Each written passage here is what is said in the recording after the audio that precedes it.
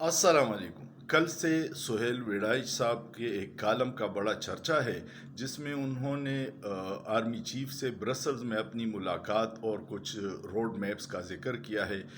सबसे ज़्यादा डिस्कस होने वाली बात यह है कि चीफ साहब ने कहा है कि अगर सख्त दिल से माफ़ी मांगी जाए तो सियासी मुसालहत हो सकती है। यहाँ अब सवाल ये पैदा होता है कि अगर जराइम की सज़ा माफ़िया हैं तो फिर अदालतों को बंद होना चाहिए। दूसरी बात यह है कि इमरान खान सिर्फ किसी कानून के तहत बंद नहीं है, सिर्फ माफ़ी न मांगने की वजह से बंद है। इसका ये तासुर अवाम लेंगे। सुहेल विड़ाई साहब ने अपने कालम में ये भी कहा है कि 10 साला रोड मैप दिया गया, मईशत पे बात हो गई, खारजा पॉलिसी पे बात हो गई, मादनियात पे बात हो गई।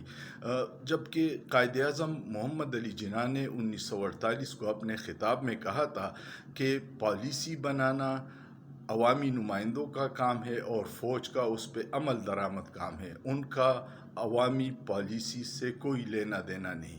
क्या हम बाबाए कौम की फरमूदात पे अमल कर रहे हैं या उससे रूगर्दानी हो रही है? अल्लाह पाकिस्तान और पाकिस्तानियों को अपने हिफ्ज़ व अमान में रखे, लेकिन सोचिए, सोचना जुर्म नहीं है।